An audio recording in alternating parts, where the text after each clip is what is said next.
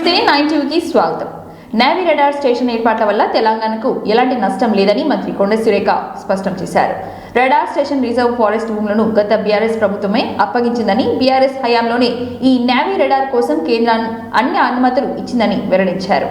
తుది దశ జీవో మాత్రమే పెండింగ్ లో ఉందని, కాంగ్రెస్ ప్రభుత్వం వచ్చాక ఫైల్ పై సంతకం పెట్టి జీవో ఇచ్చామని వెల్లడించారు. ఇది తమ ప్రభుత్వం ప్రతిపాదించింది కాదని అన్నారు మంత్రి కొండ సురేఖ. దీనివల్ల తెలంగాణ ప్రజలకు ఎలాంటి నష్టం వాటిల్లదని, కాబట్టే అన్ని పరిశీలించాకే తుది అనుమతులు పర్మిషన్ ఇచ్చామని అన్నారు. దీనిపై బీఆర్ఎస్ నేతలు చేస్తున్న ఆరోపణలు అవాస్తవమని, తమ ప్రభుత్వంపై దుష్ప్రచారం చేస్తున్నారని మంత్రి కొండ సురేఖ మండిపడ్డారు. ప్రజలకు ఉపయోగపడే అంశంలో రాజకీయం చేయవద్దని కోరారు. రాష్ట్రానికి మంచి పేరు రాకుండా అడ్డుకునే ప్రయత్నం చేస్తున్నారని తెలిపారు. జరిగింది ఇక ఎక్కడా కూడా అప్పుడు జరిగినాయో జరగలేదు నాకు తెలియదు. దీనివల్ల ఎటువంటి ముప్పు మాత్రం లేదు. వాళ్ళు ఇదేదో టైం పాస్కు చేసుకోవాల్సిందే తప్పితే దీనివల్ల ప్రజలకు ఒక తెలంగాణకు ఒక మంచి భవిష్యత్తు ఉండేటువంటి ఒక ప్రాజెక్ట్. దీనివల్ల మనకు సెంట్రల్లో గుర్తింపు వస్తుంది. మనకు భవిష్యత్తులో ఇంకా ఇటువంటి ప్రాజెక్ట్స్ వచ్చేటువంటి అవకాశం ఉంటుంది. దాన్ని మనం కాదనుకొని కాళ్ళదన్నితే రేపు తెలంగాణ ఇంకా అభివృద్ధి పదంలో నడవడం ఇష్టం లేదా అని చెప్పి వాళ్ళని నేను ప్రశ్నిస్తూ ఉన్నా. అంతే తప్పితే ఏదో స్వార్థం కోసమో మా పార్టీ కోసమో మేము పెట్టుకున్నటువంటి ప్రాజెక్ట్ కాదండి. ఇది దేశ భద్రతకు సంబంధించినటువంటి విషయం. దేశ భద్రతలో తెలంగాణ పాత్ర ఉంది అంటే మనం గర్వించాలి.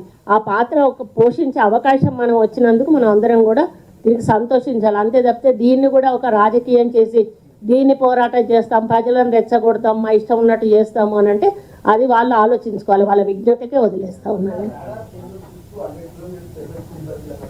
అవునండి, ఇప్పుడు చెప్పే కదా.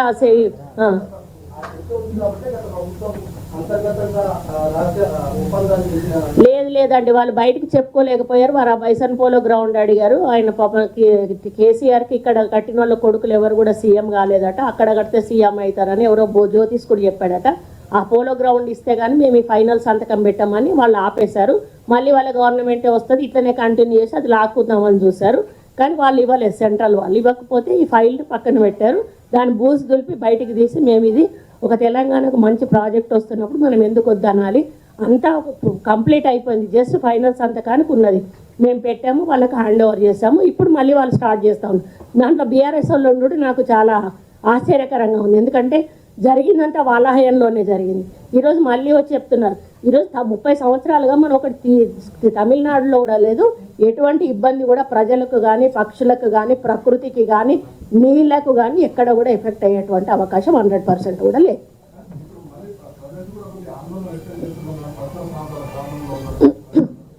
గ్రామాలను ఎక్కడా కూడా ఎవరిని వెకెట్ చేసేది లేదండి.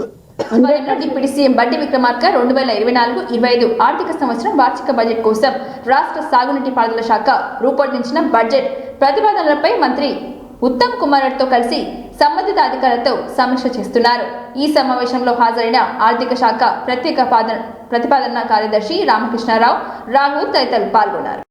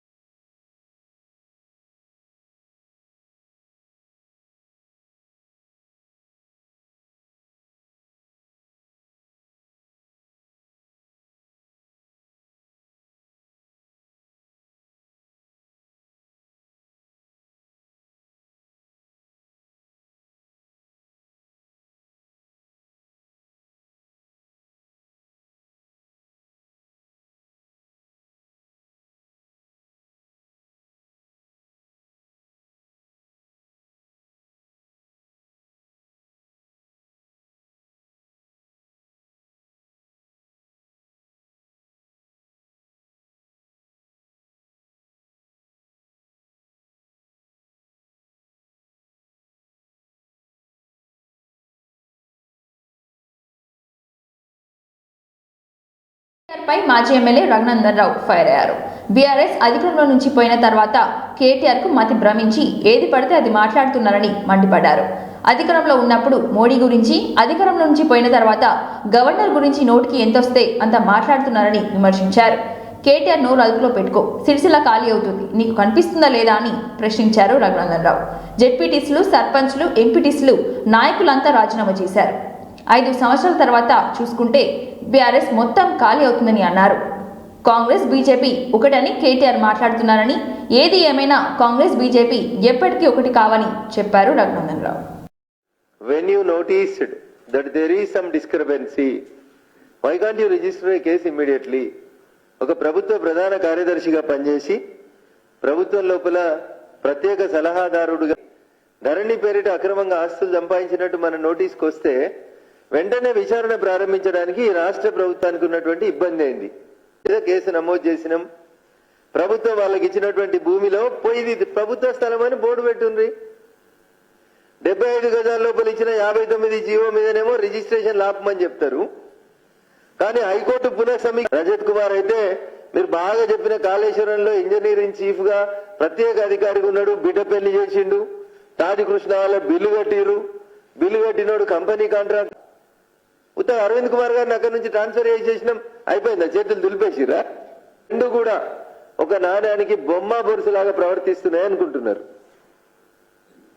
పార్లమెంట్ ఎన్నికలు అయిపోయేదాకా ఈ బేరసారాలు ఇట్లా కొనసాగించుకొని పార్లమెంట్ ఎన్నికల లోపల లబ్ధి పొందేందుకు అధికారంలోకి వచ్చినటువంటి కాంగ్రెస్ పార్టీ ఏదో చేసినట్టు కనబడుతుందేమో తప్ప, ప్రతిపక్షాలు ఉన్నప్పుడు రేపే సిబిఐ విచారణ కావాలని డిమాండ్ చేసిరు. అధికారంలోకి వచ్చినాక ఇవాళ దాకా తప్పు లేదు. చాలా మంది టీఆర్ఎస్ ఎమ్మెల్యేల మీద మీరు అవినీతి ఆరోపణలు చేసిరు. ఒకరి మీద కేసు నమోదైందా? ఒకరి మీద యాక్షన్ స్టార్ట్ అధికారం చేసే రోజు సరికి బీఆర్ఎస్ పార్టీ అధికారంలో ఉన్నప్పుడు అమ్మిన భూములు ఎంత, అలకేట్ చేసిన భూములు ఎంత, దానం ఇచ్చిన భూములు ఎంత ఉన్నాయి. దాంట్లో కొత్త కొత్త బంగ్లాలు పెద్ద పెద్ద రాజకీయ నాయకులు కట్టుకుంటూనే ఉన్నారు. అసలు ఏం చేస్తాం అనుకుంటుంది కాంగ్రెస్ పార్టీ? పెద్దల చేతుల్లోకి అప్పనంగా ఆయన కనబడతలేదు. సిరిసిల్ల కాలైంది అనేది ఆయన కనబడతలేదు. జడ్పీటీసీలు పోయినరు, కౌన్సిలర్లు పోయినరు, సర్పంచులు పోయినరు. 5 ఏళ్ల వరకు ఆయన వెనకాల ఎవరు ఉండే పరిస్థితి లేదు. పొద్దున్న లేస్తే కాంగ్రెస్ బీజేపీ ఒకటి, ఒక ఎలక్షన్ ప్రొపగాండా పెట్టుకున్నాడు. బాగా చదువుకున్నా అని చెప్తావు కదా రామన్న. ఈ దేశంలో కాశ్మీర్ నుంచి కన్యాకుమారి దాకా ఏ రాష్ట్రంలోనన్నా ఎప్పుడన్నా కాంగ్రెస్ బీజేపీ పొత్తు పెట్టుకున్నాయా? నువ్వు పుట్టినాక, నువ్వు పుట్టకముందే ఏమైనా జరిగిందేమో నాకు తెలియదు. కానీ నీకు రాజకీయాల మీద అవగాహన వచ్చిన తర్వాత ఎప్పుడన్నా ఏ రాష్ట్రంలోనన్నా కాంగ్రెస్ బీజేపీ కలిసి పోటీ చేసినాయా? అధికారం పోయి బహుశా మతి భ్రమించినట్టు మాట్లాడుతా ఉన్నాడు కేటీఆర్ రోజు పొద్దున్న లేస్తే. ఏది పెడుతుంది. అప్పుడు మోడీ గారి మీద కూడా అట్లే మాట్లాడినారు. కనీసం దేశ ప్రధాని గౌరవం లేకుండా మాట్లాడినాడు. ఇవాళ మళ్ళీ గవర్నర్ గారి మీదకి మాట్లాడుతున్నారు. ప్రధానమంత్రులు కనబడరు, వారికి గవర్నర్లు కనబడరు, మహిళలు కనబడరు. ఏది పడితే అది, ఎట్లా పడితే అట్లా మాట్లాడుతూ ఉన్నారు. కేటీఆర్ గారు మీరు నోరు అదుపులో పెట్టుకోండి. మీరు ఎంత అరిచినా, మీరెంత గగ్గోలు పెట్టినా. హోదాలో ఉండి ఆటవికంగా ప్రవర్తించడం కోమటిరెడ్డికే చెల్లుతుందని మంత్రి సూర్యాపేట శాసనసభ్యులు జగదీష్ రెడ్డి ఎద్దేవా చేశారు. భువనగిరి జెడ్పీ చైర్మన్ సందీప్ రెడ్డిపై జరిగిన దాడి ఆయన ఆటవిక ప్రవర్తనకు నిదర్శనమని ఆయన పేర్కొన్నారు. భువనగిరి నియోజకవర్గ పరిధిలో జరిగిన అధికారిక పర్యటనలో పాల్గొన్న జెడ్పీ చైర్మన్ పై జరిగిన దాడిని జగదీష్ రెడ్డి తీవ్రంగా ఖండించారు. సూర్యాపేట జిల్లా కేంద్రంలోని మాజీ శాసనసభ్యులు కిషోర్ కుమార్, రాష్ట్ర బీఆర్ఎస్ కార్యదర్శి వెంకటేశ్వర్తో కలిసి ఏర్పాటు చేసిన విలేకరుల సమావేశంలో ఆయన మాట్లాడారు. ఆటవికంగా దాడి జరుగుతున్నప్పుడు రక్షించవలసిన పోలీసులే జెడ్పీ చైర్మన్ హోదాలో ఉన్న సందీప్ రెడ్డిని నెట్టివేయడం దురదృష్టకరమని అన్నారు. అతి ఉత్సాహం ప్రదర్శించిన పోలీసులపై చర్యలు తీసుకోవాలని ఆయన డీజీపీని డిమాండ్ చేశారు. మంత్రి హోదాలో ఉన్న కోమటిరెడ్డి సత్ప్రవర్తనతో ఉంటారనుకుంటే అందుకు భిన్నంగా ఆటవికంగా ప్రవర్తిస్తున్నారని ఆయన విమర్శించారు. భువనగిరి జిల్లా ప్రజాపరిషత్ అధ్యక్షులు సందీప్ రెడ్డి గారి ఆయన కోమటిరెడ్డి వెంకటరెడ్డి తన అనుచరులు కలిసి చేసిన దాడిని తీవ్రంగా ఖండిస్తా ఉన్నా. కోమటిరెడ్డి వెంకటరెడ్డి మంత్రి అయిన తర్వాత ఒక ఆటవికుడిలాగా పనిచేస్తా ఉన్నాడు. ఒక ఆటవికుడిలాగా ప్రవర్తిస్తున్నాడు. మంత్రి పదవి అనగానే ఏదో అని చెప్పి అహంకారం పెరిగిపోయింది బాగా వెంకటరెడ్డికి. సరే, అంతకుముందు మాట్లాడితే ప్రతిపక్షంలో చిల్లర మాటలు మాట్లాడుతున్నాను అనుకున్నాం. అధికారంలోకి వచ్చిన తర్వాత కొంచెం బుద్ధి మారుతుందని అనుకున్నాం. కానీ ఇంకా హీనంగా తయారైంది ఆయన ప్రవర్తన. దుర్మార్గంగా తనతో సహా క్యాబినెట్ ర్యాంకులో ఉన్న ఒక జడ్పీ చైర్మన్ను రెచ్చగొట్టి కార్యకర్తలతోని దాడి చేయించడమే కాకుండా పోలీసులను ఉసిగొల్పి పట్టకపోండి, జైల్లో వేయండి. ఏం భాష ఉపయోగిస్తున్నాడు వెంకటరెడ్డి? ఇంకా రాచరికం ఉందనుకుంటున్నాడా? నిజమైన బచ్చగాడు, నేను ఎమ్మెల్యే అయినాడు మాట్లాడినావు. వాళ్ళ నాన్న ఎమ్మెల్యే అయినాడు, నువ్వేం చేస్తున్నావు? నువ్వెళ్తున్నావు? సిగ్గుండాలి కదా ఓ మాట మాట్లాడడానికి. వాళ్ళ వీళ్ళకి ముడి సిగరెట్లు ఇచ్చుకుంటూ అందించుకుంటూ తిరిగినావు నువ్వు. నీ బతికి ఎవడి తెలియదు. నేను వ్యక్తిగతంగా మాట్లాడవద్దు అని చెప్పి మాట్లాడడం లేదు. నేను నుంచి మాధవుడి పేరు చెప్పుకొని బతికినావు. మాధవుడి మాకు దూరం చుట్టమని చెప్పుకొని బతికినావు. మాధవుడి ఎమ్మటి ఉండేటోళ్ళకి సిగరెట్లు అందించుకుంటూ బతికినావు. సీతాంపట్టు చరిత్రలు మొత్తం కుటుంబాలు ఎవరెవరు ఏమస్తులు ఉండే ఇవాళ ఏమున్నావు? నోరు తెలిస్తే కుక్క వాగినట్టు వాగుతున్నావు, ఊర కుక్కలాగా వాగుతున్నావు. ఇంత బల్బు అక్కడ ఉండకూడదు మనిషికి. ఏదో మాట్లాడితే నేను ఫైటర్ నేను ఏదో తెలంగాణ ఉద్యమం చేసిన ఎప్పటి కాలు పట్టుకొని పైరవ్ చేసి తెచ్చుకున్నావో ఆయన అది వినకుండా కిరణ్ కుమార్ రెడ్డి అధిష్టానాన్ని లెక్క పెట్టకుండా ఉన్నాడు కాబట్టి ఒక తంతను అవతల పడేస్తాడు, మెడలు బట్టి గెంటుతున్నాడు మంత్రి పదవి తెలిసి రాజీనామా చేసిన. నేను ఇన్నో మాట్లాడలేదు. నేను మొన్ననే చెప్పిన, ఇప్పుడు నేను మొదలు పెడితే నీ బతుకు నీ ప్రైవేట్ లైఫ్ నేను మొదలు పెడితే మాట్లాడడం నువ్వు తట్టుకోలేవు అని చెప్పిన. ఎందుకంత అహంకారం? కేసీఆర్ గురించి మాట్లాడతావు, నువ్వు కేటీఆర్ గురించి మాట్లాడతావు అన్నాడు. మొత్తం విన్నది, ప్రపంచం అంతా విన్నది, మీడియా చూసే వాళ్ళందరూ కూడా విన్నారు. ఇంత దుర్మార్గంగానా, ఇంత అహంకారంగానా, ఇంత ఆటవికంగానా? నీతో సమాన హోదా ఉన్న ఒక నాయకుడిని, ఒక ప్రజాప్రతినిధిని నీ ఇష్టం వచ్చినట్టు అగౌరవంగా మాట్లాడుతూ పోలీసులు ఉన్నారు కదా నాకు అని చెప్పి పోలీసుల్ని, నీ కుక్కల్ని, నీ కార్యకర్తలు కూడా నీ గుండాలని తెచ్చుకున్న గుండాలని ఉసిగొలిపి ఒకటి మీద దాడి చేస్తావా? నేను పోలీస్ కమిషన్ కూడా విజ్ఞప్తి చేస్తున్నా, నీ అత్యుత్సాహం ప్రదర్శిస్తున్న పోలీసులు ఎవరైతున్నారో, ఆయన ఇన్స్పెక్టరా, సబ్ ఇన్స్పెక్టరా, ఏ రకంగా బాడీ టచ్ చేస్తాడో ఒక క్యాబినెట్ హోదాలో ఉన్న ప్రజాప్రతినిధిని అంత అత్యుత్సాహం ఎందుకు? అక్కడ సీనియర్ ఆఫీసర్లు ఉన్నారు. అక్కడ శాంతియుత బాధ్యతలను తేవాలనుకుంటే సీనియర్ ఆఫీసర్ పోయి ఇన్వాల్వ్ అవుతారు, చెప్తారు. కానీ ఒక మామూలు కొట్లాట పెట్టుకుంటూ కొట్లాట రోడ్ల మీద కొట్టుకుంటూ వాస్తవానికి నీ డ్యూటీ ఆయన రక్షించాలి. అటువంటిది నువ్వు నెట్టడం అంటే ఈ అత్యుత్సాహాలు, ఈ స్వామి భక్తి ప్రదర్శిస్తే నష్టపోతారు. ఒక అధికారుల ఉత్తర్వు లేకుండా పక్కన సీనియర్ అధికారి ఉండగా ఇది ఒక పథకం. తనకు సగభాగం ఉందని అన్నారు AP PCC chief YS Sharmila. Sakshi పేపర్లో తనపై తప్పుడు వార్తలు రాస్తున్నారని, జగన్కు తనకు సమాన భాగం ఉండాలని వైఎస్ రాజశేఖర్ రెడ్డి ఆనాడే నిర్ణయించారని చెప్పారు. ఆ విషయం మర్చిపోయి సాక్షి తనపై ఇష్టానుసారంగా వార్తలు రాస్తుందని మండిపడ్డారు. వైఎస్ఆర్సీపీ నేతలు ఏం రాసినా ఏం చేసినా భయపడే ప్రసక్తే లేదని అన్నారు. ఏం చేసుకుంటారో చేసుకోవాలని సవాల్ విసిరారు షర్మిల. రోజుకో జోకర్ని దించి తనపై విమర్శలు చేస్తున్నారని మండిపడ్డారు. తనపై వ్యక్తిగత దాడులు చేస్తున్నారని ఆవేదన వ్యక్తం చేశారు. వైఎస్ఆర్సీపీ నేతలు ఇంత దిగజారాల్సిన అవసరం ఏముందని ప్రశ్నించారు. తాను వైఎస్ఆర్ రక్తానని, ఎవరు కాదన్నా అవునన్నా వైఎస్ షర్మిల రెడ్డి అని చెప్పారు. ఏపీ ప్రజల హక్కుల కోసం కొట్లాడతా, నిలబడతా, ఏపీకి ప్రత్యేక హోదా, పోలవరం వచ్చే వరకు వెనుకడనని ఆమె చెప్పారు. జగన్ 3 రాజధానులకు ఏపీకి ఒక్క రాజధాని లేకుండా చేశారని మండిపడ్డారు. ఆంధ్ర రాష్ట్ర ప్రజలకు గౌరవం లేకుండా పోయింది. ఎందుకంటే ఆంధ్ర రాష్ట్రంలో ఈరోజు ఏ నిర్ణయం అయితే ప్రజలు ఇచ్చారో ఆ నిర్ణయానికి గౌరవం లేకుండా పోయింది. ఆంధ్ర రాష్ట్ర ప్రజలు ఎప్పుడు బీజేపీకి అధికారం కట్టాలని నిర్ణయించలేదు. పార్టీ ఒక్క మేలు చేయదు మన రాష్ట్రానికి. బీజేపీ పార్టీ ఒక్క మేలు చేయదు మన రాష్ట్రానికి. మనకు ప్రత్యేక హోదా ఇవ్వదు, మనకు పోలవరం ప్రాజెక్ట్ ఇవ్వదు, మనకు రాజధాని ఇవ్వదు, మనకు రావాల్సిన మెట్రోలు ఇవ్వదు, ఆఖరికి విశాఖపట్నం స్టీల్స్ కూడా ప్రైవేటైజ్ చేస్తుంది, మనకు కడప స్టీల్ ప్లాంట్ ఇవ్వదు. ఏ ఒక్క ప్రాజెక్టు, ఏ ఒక్క ప్యాకేజ్ ఇవ్వకపోయినా కూడా అదే బీజేపీ పార్టీకి ఊడిగలు చేస్తున్నారు జగనన్న గారు, చంద్రబాబు గారు. ఎందుకు అని అడుగుతున్నాం. ఎందుకో ప్రజలకు సమాధానం చెప్పాల్సిన అవసరం లేదా? మనకు ప్రత్యేక హోదా రాకపోతే, మన నాయకులు పోరాడకపోతే ఇక ఎవరు పోరాడాలి? 25 ఎంపీలు ఉన్నారు.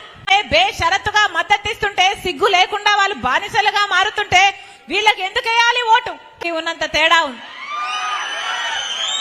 రాజశేఖర్ రెడ్డి గారి సంక్షేమ పాలనలో 50 లక్షల మంది పేద విద్యార్థులకు గొప్ప చదువులు చదవాలి అని ఫీజు రీయింబర్స్మెంట్ ప్రవేశపెడతారు. 4500 కోట్ల రూపాయలు ఖర్చు పెట్టారు. ఈ రోజు మన రాష్ట్రంలో అప్పులు తప్ప ఏం మిగిలే? దేంట్లో చెందాము అభివృద్ధి? ఒక్క రకంగానైనా బాగుపడ్డామా? ఏమన్నా అభివృద్ధి చెందిందా? ఈరోజు మన రాష్ట్రంలో 25% మంది మిగతా రాష్ట్రాల కంటే మన రాష్ట్రంలో లిక్కర్ మద్యం అంతేకాదు తల్లి, అంతేకాదమ్మా, రేట్లు కూడా క్వార్టర్ బాటిల్ బయట 80 టెండర్లు ఇస్తారు, వాళ్ళే అమ్మాలి. అవి కూడా వాళ్ళు పెట్టిన వరిలో బాబు, జగన్, పవన్ బి అంటే వీళ్ళకి ఎందుకు వేయాలి ఓటు? ఉన్నంత తేడా ఉంది. ప్రాజెక్టును చేపట్టారు. ఆ రోజుల్లోనే రాజశేఖర రెడ్డి గారు 4500 ఆటో యూనియన్ సమస్య ఆ రోజు కేసులు పెట్టారు, ఆ రోజు జైల్లో పెట్టారు. అప్పుడు ప్రతిపక్ష నాయకుడిగా ఉన్నాడు జగనన్న గారు. అప్పుడు జగనన్న గారు ప్రతిపక్ష నాయకుడిగా ఉండి ప్రత్యేక హోదా బీజేపీ పార్టీ ఎదిరించారా? ప్రత్యేక హోదా వస్తే మనకు స్పెషల్ స్టేటస్ వస్తే ట్యాక్స్ బెనిఫిట్స్ వస్తాయి, ఇన్సెంటివ్స్ వస్తాయి, పెద్ద పెద్ద పరిశ్రమలు వస్తాయి, ఇన్ఫ్రాస్ట్రక్చర్ కట్టుకోవడానికి ఫండ్స్ వస్తాయి. రాజశేఖర రెడ్డి ఎంచుకున్నట్టు ఈ 10 సంవత్సరాలు మనకు వృధా అయిపోలేదా? అటు తెలుగుదేశం పార్టీకి ఓటేసినా మన జీవితాలు వృధా అయిపోయినాయి, ఇటు వైసీపీకి ఓటేసినా మన జీవితాలు వృధా అయిపోయి. మరి ఎందుకు వేయాలి వీళ్ళకు ఓట్లు? బీజేపీ పార్టీకి వీళ్ళు మద్దతు గట్టిగా అరిచి చెప్పండి, అప్పుడైనా ప్రభుత్వానికి వినిపిస్తుందేమో. కనీసం పంట బీమా కూడా లేదే. మరి ఇదా రాజశేఖర రెడ్డి గారి సంక్షేమ పాలన? ఇది కాదు రాజశేఖర రెడ్డి గారి సంక్షేమ పాలన. రాజశేఖర రెడ్డి గారి సంక్షేమ పాలనకు, జగనన్న పాలనకు, నక్కకు, నాగలోకానికి ఉన్నంత తేడా ఉంది. ఉద్యోగాలు ఖాళీగా ఉన్నాయి. డిఎస్సి ఎప్పుడే ప్రాజెక్టును చేపట్టారు. ఆ రోజుల్లోనే రాజశేఖర రెడ్డి గారు 4500 కూడా చేతగా లేదు, అటు టీడీపీకైనా ఇటు వైసీపీకైనా. మరి ఏం చేతనైంది? మరి ఎవరిని ఆదుకున్నారు? అప్పులు మాత్రం 8 లక్షల కోట్ల అప్పు చేశారు.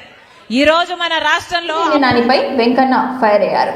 కేసినేని నాని టీడీపీలో సంసారం చేస్తూ వైసీపీలో అక్రమ సంబంధం పెట్టుకున్న రాజకీయ వ్యభిచారి అని ఆయన అన్నారు.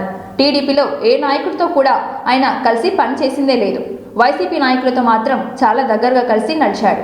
ఎప్పటి నుంచో ఈ కోవడ్ రాజకీయాలు నాని తెరలేపాడు. చంద్రబాబు దగ్గర మాట్లాడిన మాటలను విజయసాయిరెడ్డి, అయోధ్య రామిరెడ్డికి చేరవేశాడు. బడుగు బలహీన వర్గాల వ్యతిరేకి కేసినేని నాని అని అన్నారు. పశ్చిమ నియోజకవర్గ ఇన్ఛార్జిగా నన్ను చంద్రబాబు నియమించారని చెప్పారు. అందులోకి అయ్యారాంకి అధ్యక్ష పదవి తీసుకున్నాడు ప్రస్తుతం. వీళ్ళందరికీ అధ్యక్షుడు వెనకాతలు తిరుగుతూ బాబు అయ్యా అని పోగు చేసుకున్నాడు. నువ్వు నోరు కంట్రోల్ చేసుకో. రేపు ఇంకో 2 నెలలు 3 నెలల్లో నీ పరిస్థితి ఏంటో, నువ్వేంటో, నీ రాజకీయ భవిష్యత్తు ఏంటో ప్రజలు తేల్చేయడానికి రెడీగా ఉన్నారు. విజయవాడలో రెడీగా ఉన్నారు. ఎన్నికలు ఎప్పుడు వస్తాయా? 2014, 2019 పశ్చిమ నియోజకవర్గంలో వీడికంటే మెజార్టీ వచ్చిందంట. ఏంట్రా నీకు వచ్చింది మెజార్టీ? పశ్చిమ నియోజకవర్గం ఎవరిదిరా? మాది. నువ్వెవడివి? నువ్వు ఎక్కడోడివి? పశ్చిమ నియోజకవర్గంలో నువ్వు 100 రూపాయలు సాయం చేశాను, ఫలానాడికి సాయం చేశానని చూపిస్తావా? ఇంకా నీ అప్పుల బాగోతం చెప్పమంటావా? పశ్చిమ నియోజకవర్గంలో ఎవరెవరి దగ్గర అప్పులు తీసుకున్నావో, ఎక్కొట్టావో? పశ్చిమ నియోజకవర్గం మాది. మా కష్టం మీద మాకు పెట్టేటువంటి ఇబ్బందులు మేము ప్రభుత్వం మీద పోరాటం చేసి అధికారం వస్తే అధికార పక్షాన్ని నిలబడబట్టి 2 సార్లు ఇక్కడ మెజార్టీ వస్తే వీడికి వచ్చిందంట. రేపు నీకు పశ్చిమ నియోజకవర్గంలో మెజార్టీ వస్తుంది అని ఏమన్నా ఇది ఉందని చెప్పు. నువ్వు మాటతే పల్లెలకి వెళ్ళి మరుగుతున్నాడు.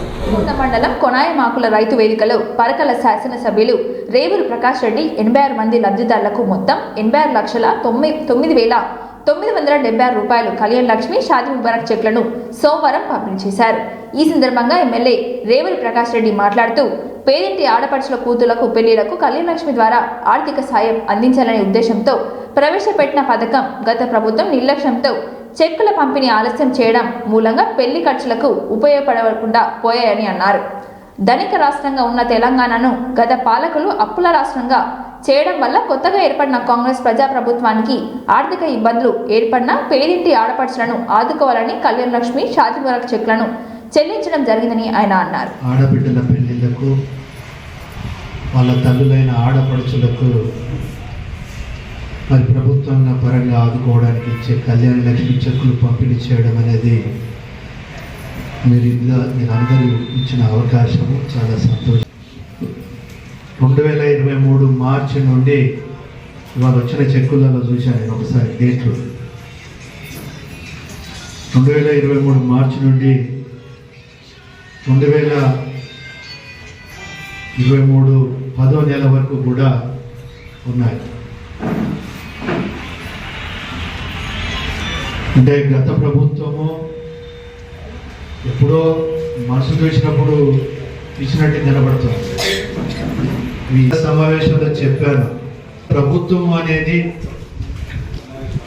ఏ విధంగా ఉండాలి అని అంటే మనం ఇచ్చే ప్రభుత్వ పరంగా ఇచ్చేది వాళ్ళకి టైం మీద ఉపయోగపడేటట్టు ఉండాలి. అసలు కళ్యాణ లక్ష్మి యొక్క ముఖ్య ఉద్దేశమే పెళ్లి ఖర్చు భరించలేరు వీళ్ళు, కనుకనే ప్రభుత్వ పరంగా సహకారంగా ఉండాలి అని చెప్పి ఏర్పాటు చేసిన ఈ కార్యక్రమం. అలాంటి కార్యక్రమాన్ని కూడా గత ప్రభుత్వాలు కానీ గత నాయకత్వం ఏ విధంగా నిర్లక్ష్యం చేసిందో చాలా స్పష్టంగా అర్థమవుతుంది. అదే కాకుండా ఇప్పటికి కూడా ఇంకా ఏమన్నా ఎక్కడన్నా మీకు తెలిసిన వాళ్ళే ఒక 7-8 నెలల వరకు కూడా పెండింగ్ ఉంటే, ఇప్పుడు నేను అనుకోవడము దీంట్లో అన్ని పార్టీ వాళ్ళు ఉన్నారు, ఒక పార్టీ వాళ్ళు కాదు, తీసుకుంటాము. అదేవిధంగా సరే కొంత అయితే దగ్గర 8-9 నెలలు కొందరికి లేట్ అయినా మీ యొక్క బిడ్డల యొక్క భవిష్యత్తు బాగుండాలి, వాళ్ళ కుటుంబం సుఖ సంతోషాలతో ఉండాలి, పిల్ల పాపలతో ఉండాలి, ఆ విధంగా దీవించాలని చెప్పి భగవంతుడిని ప్రార్థిస్తూ, అదే కాకుండా అంబేద్కర్ చౌరస్తా వద్ద డబుల్ బెడ్రూమ్ ఇల్లు బాధితులు సుమారు 3 గంటల పాటు ధర్నా రాస్తా రోకో నిర్వహించారు. ఈ క్రమంలో స్థానిక ఏసీపీ సిఐఎస్ఐ ఆందోళనకారులను విరమింప చేసేందుకు ప్రయత్నించగా బాధితులు వినలేదు. ఏసీపీ రమేష్ గౌడ్ స్థానిక ఆర్డీఓ ఎంఆర్ఓ రప్పించారు. ఈ సందర్భంగా ఆర్డీఓ బాన్సీలాల్ మాట్లాడుతూ కేటాయించిన డబుల్ బెడ్రూమ్ ఇళ్ల కోసం పరిశీలన జరుగుతుంది, 20 రోజుల వరకు అర్హులైన బాధితులకు అందజేస్తామని హామీ ఇచ్చారు. ఆందోళనకారులు ధర్నా విరమించారు.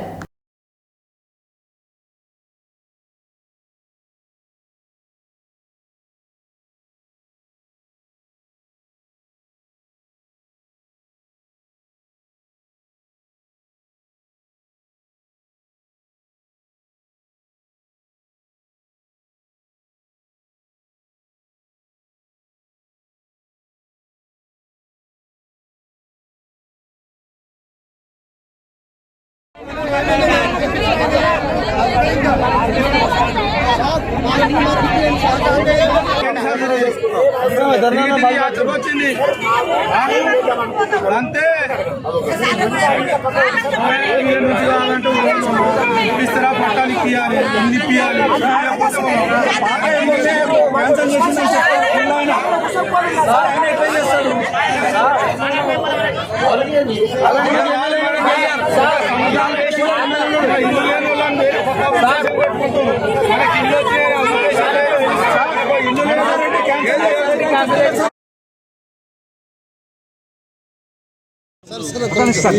అలాంటి వారికి కేటాయించాలని చెప్పేసి వాళ్ళకు హ్యాండ్ ఓవర్ చేయాలని చెప్పేసి ధర్నా చేయడం జరిగింది. ఇందులో రీహాబిటేషన్ కాలనీ వాళ్ళు అంటే మనం వాళ్ళు నివాసం ఉంటున్నారు, వాళ్ళ మీద సర్వే జరుగుతుంది. ఆల్రెడీ మేము ఆర్ఎన్ఆర్ ప్యాకేజెస్ అందరికి అలాట్ చేయడం జరుగుతుంది. కనుక ఆ డబుల్ బెడ్రూమ్లలో ఉన్న వాళ్ళు ప్లస్ ఈ ఆర్ఎన్ఆర్ ప్యాకేజ్ తీసుకున్న వాళ్ళు ఎవరెవరైతే ఉన్నారో మేము ఐడెంటిఫై చేస్తాం. ఐడెంటిఫై చేసిన తర్వాత ఎవరైతే దాంట్లో తాళాలు వేసుకొని ఉన్నారో అవి తాళాలు తీసేసి ఈ లబ్ధిదారులకు అప్పగించడం జరుగుతుంది. ఈ సర్వే పూర్తి కావడానికి వాళ్ళ ఏటిగడ్డ కృష్ణపూర్లో సర్వే స్టార్ట్ చేయడం జరిగింది. ఒక విలేజ్ అంటే ఒక్కొక్క జీపీ కంప్లీట్ చేయడానికి 20 రోజుల టైం పడే ఆస్కారం ఉంది కనుక అది తొందరగా చేస్తాం, ఎంత వీలైతే అంత. ఇంకొకటి ఏంటంటే పుకార్లను ఎవరు నమ్మొద్దు, ఒకసారి లిస్ట్ ఫైనల్ అయింది కనుక ఆ ఫైనల్ అయిన లిస్ట్ ప్రకారమే కేటాయించబడదు. జిల్లా కలెక్టరేట్ లోని కాన్ఫరెన్స్ హాల్లో జాతిపిత మహాత్మా గాంధీ వర్ధంతిని మంగళవారం నిర్వహించారు. ఈ సందర్భంగా మహాత్మా గాంధీ చిత్రపటానికి హన్మకొండ జిల్లా కలెక్టర్ సిక్తా పట్నాయక్ పూలమాల వేసి నివాళులు అర్పించారు. అదేవిధంగా వరంగల్ నగర police commissioner Ambar Kishore Jha, greater Warangal municipal corporation commissioner Sheikh Rizwan Basha, అదనపు collector Mahender ji, central zone DCP తదితరులు పాల్గొన్నారు.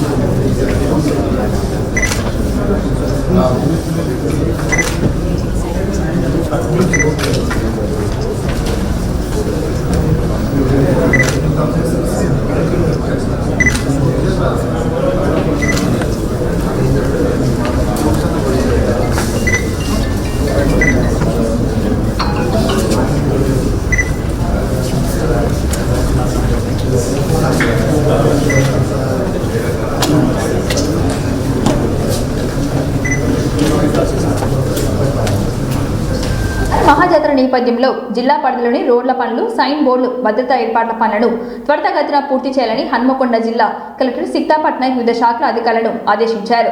మంగళవారం హన్మకొండ జిల్లా కలెక్టరేట్లోని కాన్ఫరెన్స్ హాల్లో డిస్ట్రిక్ట్ రోడ్ సేఫ్టీ కమిటీ సమావేశంలో భాగంగా రోడ్లు, భవనాలు, పోలీస్, కూడా మున్సిపల్ కార్పొరేషన్, నేషనల్ హైవే, రవాణా శాఖల అధికారులతో సమన్వయ సమావేశం నిర్వహించారు. ఈ సమావేశంలో జిల్లా కలెక్టర్ సిక్తా పట్నాయక్ మాట్లాడుతూ రోడ్లు మరమ్మతులు, సైన్ బోర్డులు ఏర్పాటు పనులు పూర్తిగా ఫిబ్రవరి 10 లోపు చేయాలని ఆమె ఆదేశించారు. కటాక్షపుడు వరకు రోడ్లు మరమ్మతులు పనులను పూర్తిగా చేయాలని ఆమె అధికారులను ఆదేశించారు. ఇంకా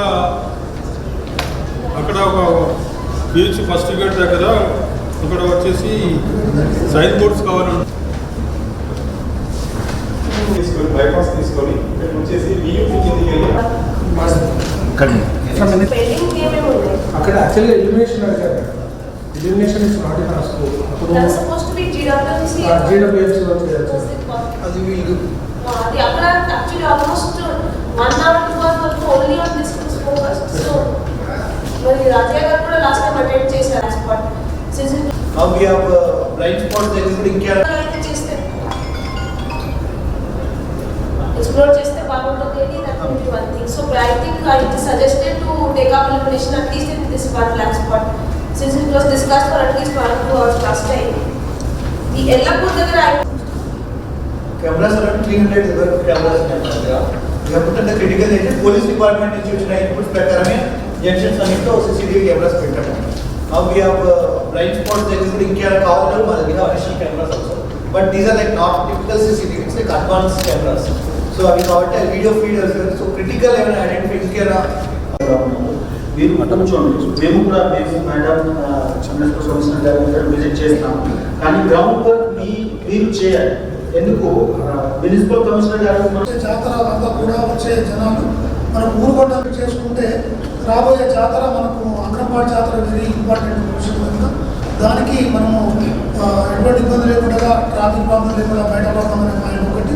అదేవిధంగా మనకు మేడారం సంబంధించి కూడా చాలా ఇంపార్టెంట్ ఏంటంటే అక్కడ ట్రాఫిక్ జామ్ అయిందంటే మన పైన స్టేట్ పడుతుంది. మన హోల్డింగ్ పాయింట్స్ అన్నీ కూడా పడుతూ ఉన్న R&B అంటే మా రెవెన్యూ పరంగా తహసీల్దారులందరూ కూడా అలర్ట్ చేస్తున్నాను. నేను ఆర్డీఓ ఈరోజు బుకాయితో వెళ్ళారు, లేకపోతే